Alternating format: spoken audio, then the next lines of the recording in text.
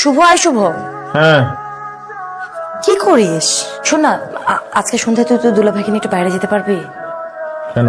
মামা, আব্বু বলেছে তোমাকে নিয়ে গেলে তুমি গাড়ি পাহারা দিবে, যেন গাড়ির লুকিং গ্লাস চুরি না হয়। আমি বুঝছি, লুকিং গ্লাস পাহারা।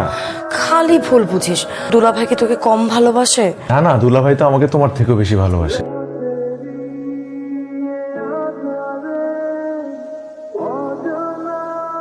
কাকে চান?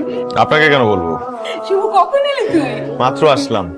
এই মহিলা আমাকে ঢুকতে দিচ্ছে না বাসা। আজব, আপনি আমাকে মহিলা বললেন কেন? তাহলে কি বেটা বলবো? ও হচ্ছে আমার ভাগ্নে Shubho. Hello, nice to meet you. ও অবশ্য একটু দুষ্টু আছে। একটু না, ভালোই দুষ্ট আছে। হ্যালো, আসবো? শুভ, আসো আসো আসো, ভিতরে আসো। ওই আমাকে একটু ফেসবুক বিষয়টা শিখে দাও না। হঠাৎ ফেসবুক শিখতে চাচ্ছ যে? খালা যেন না জানে। ফেসবুক ব্যাপারটা তো একটু জটিল, এটা তো একদিনে শেখানো সম্ভব না, একটু সময় লাগবে। প্রতিদিন অফিস শেষ করে এসে আমি তোমাকে ফেসবুক শিখিয়ে যাবো।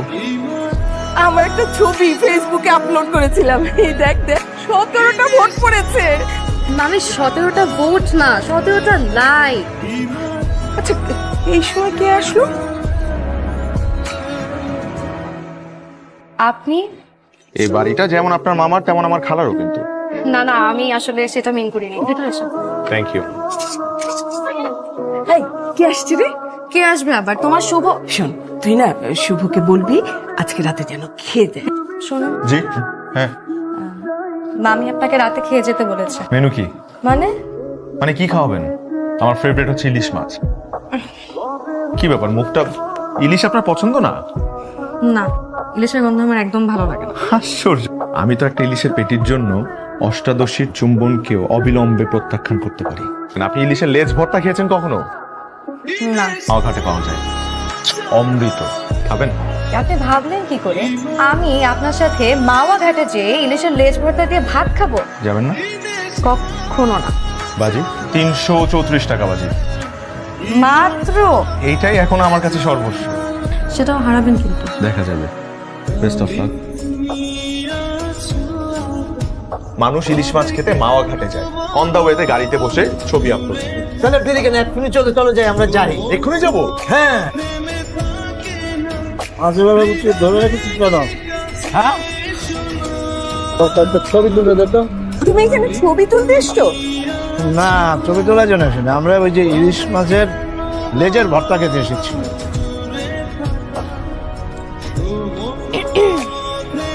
কি?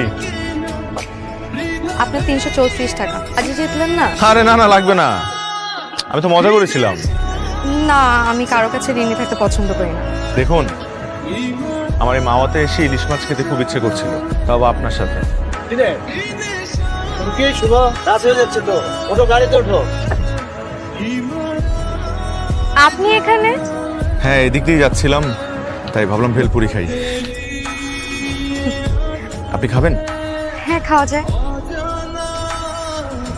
খালার বাসায় যাচ্ছেন না যে ইদানিং? এখন আর গিয়ে কি করব?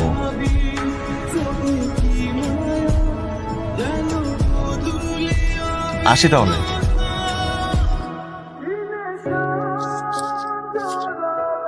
মামা কিন্তু মিশা কথা কইছে। কি মিথ্যে?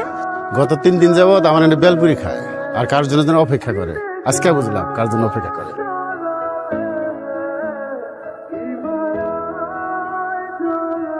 আপনি মামাকে মাছ কেনার মিথ্যে অজুহাত দিলেন কেন? মিথ্যা অজুহাত দেইনি, আমি বাজারেই ছিলাম। তবে কিন্তু একটা কথা সত্য, মামার জায়গায় অন্য কেউ কল করলে আমি দৌড় দিয়ে চলে আসতাম। শুভ আয় শুভ, মাঝে দেখালা দাওয়াত দিয়েছে না, কারোর বাসায় যেতে গেলে খালি হাতে যাওয়া যায় না। খালা দাওয়াত দিয়েছে? হ্যাঁ, সে চল। না না থাক, আমি যাবো না, তুই যা। আরে চল না, আমরা রেডি হচ্ছে, তুইও রেডি হয়ে নে, চল একসাথে যাই, চল। কি নাম তোমার বাবু? আমার নাম শুদ্ধ। শুদ্ধ? কে রেখেছে? মামা। এই চুমকি, কি খবর? ও হচ্ছে সামি। হ্যালো, শাহরুখ খান। শুভ, এই কেমন দেখছো সামি আর চুমকিকে? ভালোই তো দেখছি। মানাবে না? মানে? আমি একটা ঘটকালি করছি চিকনে, বলো তো ঘটক হিসেবে আমার প্রফেশনটা কেমন হবে?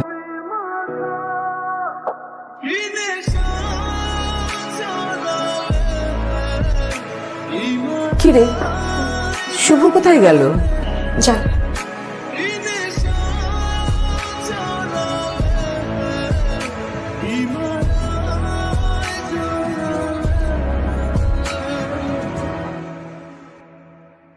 এই মুহূর্তে মোবাইল সংযোগ দেওয়া সম্ভব হচ্ছে না।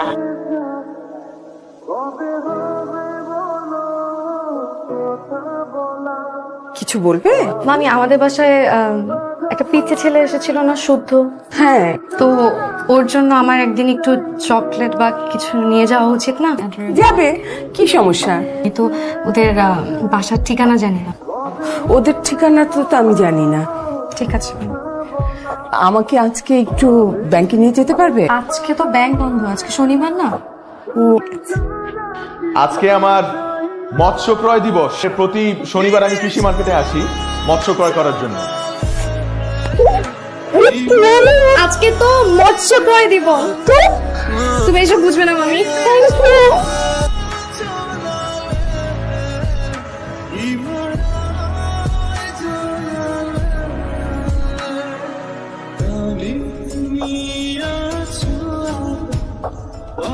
কংগ্রাচুলেশনস। কেন? আপনার বিয়ে ঠিক হয়েছে। সঠিক মানুষের সাথে বিয়ে না হলে সেটাকে বিয়ে ঠিক হওয়া বলে না। তাছাড়া আপনি ভাবলেন কি করে আমি ওই লালটুটাকে বিয়ে করব? কেন করবেন না? বড় লোকের ছেলে, অনেক বেতনের চাকরি করে। আপনি কয় টাকা বেতন পান বলুন তো? কেন?